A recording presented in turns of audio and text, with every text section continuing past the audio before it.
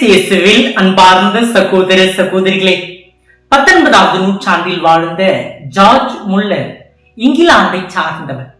ஒரு காலத்தில் சிறை கைதியாக இருந்து பின்பு திருவிவிலியத்தை வாசித்து மனமாறி அனாதை குழந்தைகளுக்கான பல்வேறு இல்லங்களை இவர் நடத்தி வந்தார்.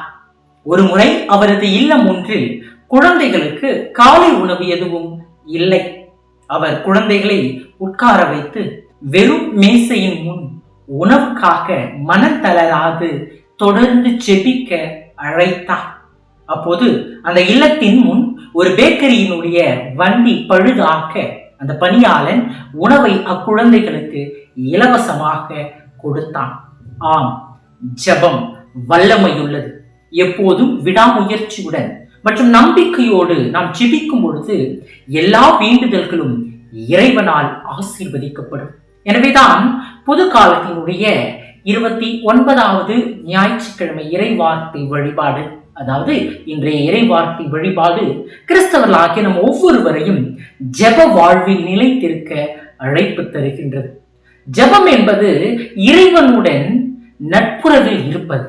இறைவன் நம்மை அன்பு செய்கிறார் என்பதை அறிந்து அவருடன் அடிக்கடி உரையாடுவது என்கின்றார் புனித அவிலா தெரேசா.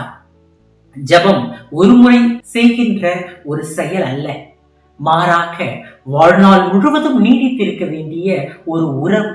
இதைத்தான் இறைமேதன் இயேசு கிறிஸ்து இன்றைய நற்செய்தியிலே மனம் தளராமல் எப்போதும் இறைவனிடம் மன்றாடுங்கள் என்கின்றார். இங்கு இயேசு ஜெப வாழ்வில் நிலைத்திருக்க 2 பண்புகளை, அதாவது வழிகளை நமக்கு காட்டுகின்றார். முதலாவதாக மனம் தளராது ஜெபிக்க அழைக்கின்றார். நம்பிக்கையோடு ஜெபிக்க இங்கு அழைக்கின்றார்.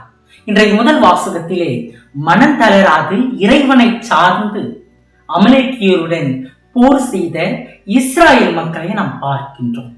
அமலேக்கியர்கள் மீதான இஸ்ராயேலினுடைய வெற்றி அவர்களுடைய திறமையை சார்ந்ததில்லை, மாறாக மோசையோடு சேர்ந்து அவர்கள் இறைவன் மீது கொண்ட நம்பிக்கையை சார்ந்திருக்கின்றது.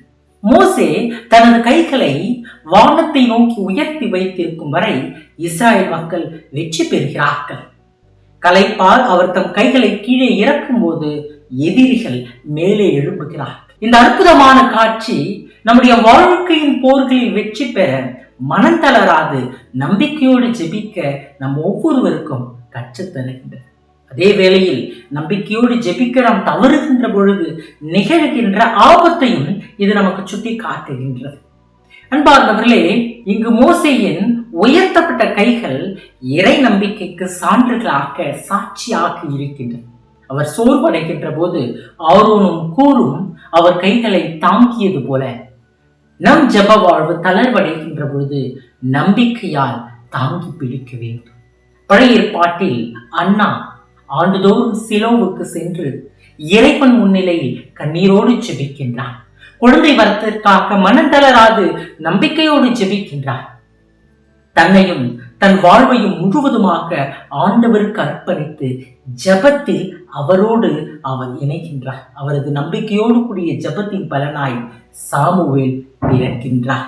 இஸ்ரேல் மக்களின் மிகச்சிறந்த இறை வாக்கினராக அவர் இறைப்பணி செய்கின்றார். 1 சாமுவேல் 1வது அதிகாரம் 1 முதல் 20 வரை உள்ள இறை வார்த்தைகள். புதிய ஏற்பாட்டிலே கானானிய பெண் இயேசுவை அணுகி தனது மக்களுக்காக கூக்குரல் இடுகின்றார். இயேசு ஆரம்பத்தில் மௌனமாக இருக்கின்றார். அவருடைய நம்பிக்கையை சோதிக்கின்றார். அவரது சீடர்கள் அவளை அனுப்பும்படி அவரை வலியுறுத்துகின்றனர். இயேசு தனது பணி இஸ்ராயேலின் காணாமற் போன ஆடுகளுக்கு என்று கூட அவரிடம் சொல்லுகின்றார். ஆனாலும் அவள் நம்பிக்கையோடு அவர் முன்பாக தங்கள் உரிமையாளரின் மேசையில் இருந்து விழும் சிறு துண்டுகளை நாய்க்குட்டிகள் தின்னுமே என்று மன்றாடுகின்றார். இயேசு அவரை பார்த்து, அம்மா, உன் நம்பிக்கை பெரிது, நீர் விரும்பியவாறு உமக்கு நிகழ்த்தும் என்கின்றார். அவளது மகள் அங்கு குணமடைகின்றார்.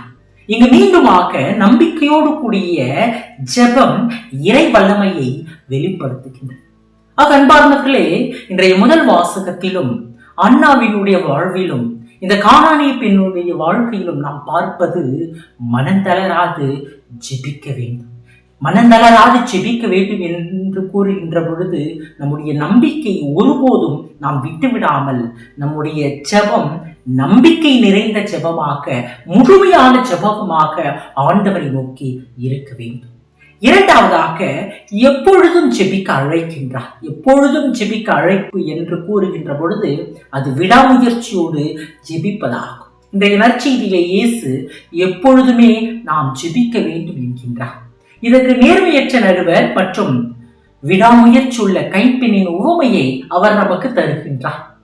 கடவுளுக்கு அஞ்சாத, மக்களை மதிக்காத மற்றும் நேர்மையற்ற நடுவர் என தெரிந்தும் அந்த கைப்பெண் விடாமுயற்சியோடு நீதிக்காக மன்றாடுகின்றார். நடுவர் தன்னுடைய இரக்கத்தால் அல்ல, மாறாக அந்த கைப்பெண்ணினுடைய விடாமுயற்சியால் நீதி வழங்குகின்றார். நேர்மையற்ற நடுவரே இப்படி என்றார். தெரிந்து கொண்டவர்கள் அல்லும் பகலும் தம்மை நோக்கி கூக்குரல் இடுகின்ற பொழுது, அதாவது ஜெபிக்கின்ற பொழுது கடவுள் அவர்களுக்கு நீதி வழங்காமல் இருப்பாரா? அவர்களுக்கு துணை செய்ய காலம் தாழ்த்துவாரா என்கின்றார் இறைமேதன் இயேசு கிறிஸ்து. விடாமுயற்சியுள்ள ஜெபம் இறைவனின் மனதை மாற்றுவதல்ல, மாறாக நம்முடைய மனங்களை மாற்றுவதாகும். பழைய ஏற்பாட்டிலே 3½ ஆண்டுகள் வறட்சிக்கு பிறகு எலியா கார்மேல் மலையில் 7 முறை மழை காக்க ஜெபிக்கின்றார். ஒவ்வொரு முறையும் அவர் தன் வேலைக்காரனை அனுப்பி வானத்தை அண்ணாந்து பார்க்க செய்கின்றார். 6 முறை எதுவும் காணவில்லை. 7வது முறை சிறிய மேகம் தோன்றியது. பின் பெரும் மழை பெய்கின்றது. இது விடாமுயற்சியோடு நம்மையும் தொடர்ந்து ஜெபிக்க அழைக்கின்றது. புதிய ஏற்பாட்டிலே பார்வையற்ற பர்த்திமேயு இயேசு கடந்து செல்வதை கேட்டபோது, இயேசுவே, தாவீதின் மகனே, எனக்கு இரக்கும் என்று கூக்குரலிட தொடங்குகின்றார். பலர் அவனை கண்டித்து அமைதியாக இருக்க சொல்லுகிறார்கள். ஆனால் அவன் இன்னும் அதிகமாக கூக்குரல் இருக்கின்றான். அவனுடைய விடாமுயற்சி உள்ள ஜெபம் சமூக தடைகளை கடந்து இயேசுவை அடைந்து இறைவனுடைய வல்லமையை அவன் பெறுவதற்கு உதவி செய்கின்றது. மார்க் நற்செய்தி 10வது அதிகாரம் 46 முதல் 52 வரை உள்ள இறைவசனங்கள். புனித அகஸ்தினாருடைய தாய் மோனிகா தன் மகன் 17 ஆண்டுகள் பாவ வாழ்க்கையில் வாழ்ந்து கொண்டிருந்த போது ஒவ்வொரு நாளும் ஜெபிப்பதை அவர் விடவே இல்லை. அவர் கண்ணீரோடு உண்ணா நோன்போடு தொடர்ந்து ஜெபிப்பதை நாம் பார்க்கின்றோம். அவருடைய மகன் அகஸ்தினார் மனம் மாறி திரு அவையினுடைய மிகப்பெரிய இறையியலாளர்களில் ஒருவராக இருக்கின்றார், புனிதராக திகழ்கின்றார்.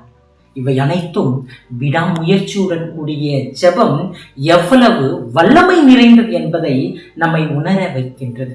எவ்வளவு நேரமானாலும், எத்தனை வருடங்களானாலும் தொடர்ந்து இறைவேண்டலில் நாம் நிலைத்திருக்க வேண்டும்.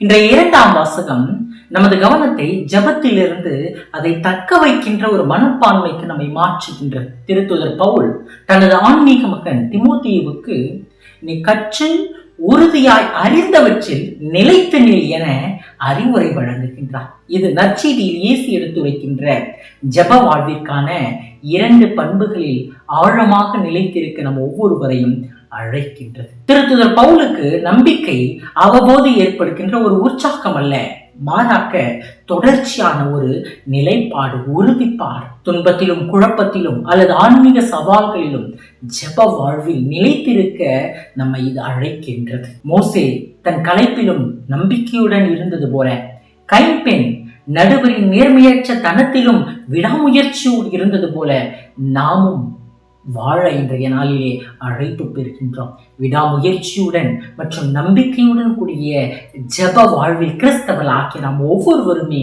நிலைத்து இருக்க வேண்டும். விடாமுயற்சியுடன் மற்றும் நம்பிக்கையுடன் கூடிய ஜெபம் நம்முடைய நோக்கங்களை சரி செய்கின்றது, நம்முடைய நம்பிக்கையை ஆழப்படுத்துகின்றது, இறைவன் மீது கொண்டிருக்கின்ற அந்த இறை அன்பை அது வளர்க்கின்றது.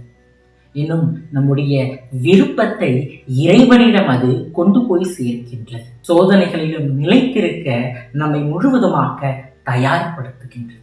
தானியேல் ஒரு நாளைக்கு 3 முறை முழங்காலிட்டு இறைவனுக்கு நன்றி செலுத்தி ஜெபித்தார். இது நிலைத்திருக்கும் தன்மை. இதுதான் சிங்கங்களின் குகையிலும் அவரை காத்தது. இயேசு அதிகாலையில் எழுந்து தனிமையான இடத்திற்கு சென்று ஜெபம் செய்தார். மார்க்கு 1:35. 12 திருத்தூதர்களை தேர்ந்தெடுப்பதற்கு முன்பு மலைப்பகுதிக்கு சென்று அவர் ஜெபம் செய்தார். லூக்கா 6:12. 5000 பேருக்கு உணவளித்து கடல் மீது நடந்த பிறகு தனிமையான இடத்திற்கு சென்று அவர் ஜெபம் செய்கின்றார். மார்க்கு 6:46. இயேசு தன்னுடைய பணி வாழ்வில் ஜெபத்தின் மூலம் ஆன்மீக புத்துணர்ச்சியை அவர் தொடர்ந்து பெற்று வந்தார். ஏன் முதல் கிறிஸ்தவ சமூகம் கூட ஜெப வாழ்வில் நிலைத்திருந்தது. திருத்துதர் பணிகள் 2வது அதிகாரம் 1வது வசனம். எனவே அன்பார்ந்தவர்களே, இன்றைக்கு நாமும் நம்முடைய ஜெப வாழ்வில் நிலைத்திருக்க அழைப்பு பெறுகின்றோம். அன்பார்ந்தவர்களே, ஜெப வாழ்வில் நிலைத்திருப்பது என்பது எல்லா சூழலிலும் மனம் தளராது முழுமையான நம்பிக்கையோடு ஜெபிப்பதற்கான ஒரு அழைப்பாகும். அப்பொழுதுதான் நாம் இறை வல்லமையை நம்முடைய வாழ்க்கையிலே முழுவதுமாக உணர முடியும். அன்பார்ந்தவர்களே, இன்றைய முதல் வாசகத்திலே மோசேயினுடைய கைகள் சோர்வடைகின்ற பொழுது ஆரோனும் ஹூரும் அவற்றை உயர்த்தி பிடிக்கிறார்கள். இது ஜெபம் வெறும் தனிப்பட்டதல்ல, ஒரு சமூகமானது என்பதையும் நமக்கு உணர்த்துகின்றது. எனவே நாம் தனிமைப்படுத்தப்பட்ட கிறிஸ்தவர்கள் அல்ல, நாம் கிறிஸ்துவில் ஒன்றோடு ஒன்று இணைக்கப்பட்டு ஒருவரை ஒருவர் சார்ந்து வாழுகின்றோம் என்பதையும் இந்த நாளிலே உணர்ந்து நம்முடைய சகோதர சகோதரிகளினுடைய ஜெபங்கள் நம்மை தாங்குகின்றன, நம்முடைய ஜெபங்கள் அவர்களை தாங்க வேண்டும் என்ற ஒரு உணர்வோடு ஒருவர் மற்றவருக்காகும் இன்றைய நாளிலே நாம் ஜெபிக்க கற்றுக்கொள்வோம். இறைமகன் இயேசு கிறிஸ்து நமக்கு கற்றுத் தருகின்ற உயரிய பண்புகளான நம்பிக்கையும் விடாமுயற்சியும் நம்முடைய ஜெப வாழ்வில் நிலைத்திருக்க செய்வோம். அப்பொழுது நம்முடைய கிறிஸ்தவ வாழ்வில் ஜெப வாழ்வு எப்பொழுதுமே நிலைத்து நிற்கும். இறைவன் நம் ஒவ்வொருவரையும் ஆசீர்வதிப்பார்.